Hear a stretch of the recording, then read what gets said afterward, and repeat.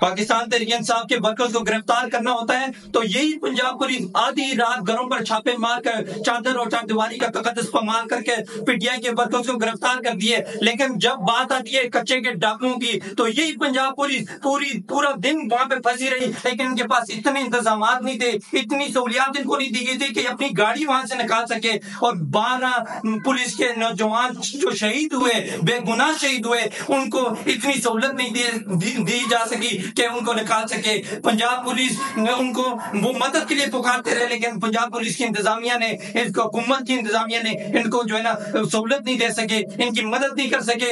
12 نوجوان شہید ہو گئے. مریم نواز پنجاب پولیس کی وردی پہن کر ٹک ٹاک بنانے کے لیے تو ہر جگہ پہنچ جاتی ہے, لیکن پنجاب پولیس کے نوجوانوں کو بچانے کے لیے حکومت نے کیا اقدامات کیے؟ نااہل ہوگی, ناکام ہوئی ہے. پنجاب پولیس کے نوجوانوں کو بچانے کے لیے بچاتے ہوئے نہیں بچا سکے. اور مریم نواز کہتی ہے ہماری پنجاب پولیس کو ہم نے یہ دے دیے, یہ سہولیات دے دی, یہ دے دیے, تم لوگوں نے ککھ نہیں دیا, کچھ نہیں دیا.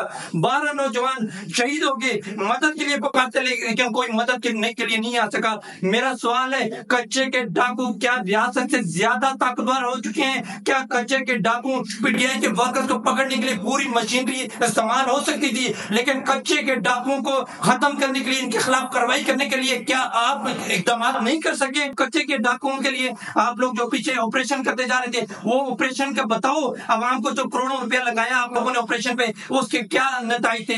آج وہ جو پورے عوام کے سامنے یہ کھل چکا ہے, یہ راز کھل چکا ہے. آپ لوگ ناکام ہوئے, وہ کروڑوں روپیہ ضائع ہوا. آپ کی مدد سے, آپ لوگوں کے تعاون سے کچے کے ڈاکو پل رہے ہیں اور ہماری عوام کا خون چوس رہے ہیں, اور عوام کو بے گناہ لوگوں کو شہید کر رہے ہیں, بے گناہ لوگوں کو مار رہے ہیں. لیکن کوئی کچھ کہہ نہیں سکتا, کوئی کچھ نہیں, صرف ٹک ٹاک کے مریم نواز بنا سکتی ہے لیکن اقدامات نہیں کر سکتی. آپ صرف ٹک ٹاک تک ہی محدود ہو. آپ لوگوں میں اتنی جرأت ہمت ہی نہیں ہے. صرف آپ پی ٹی آئی کے پیچھے چھوڑو گے تو ملک پر عوام کی عزت و وقار کو آپ لوگ محفوظ کر سکو گے.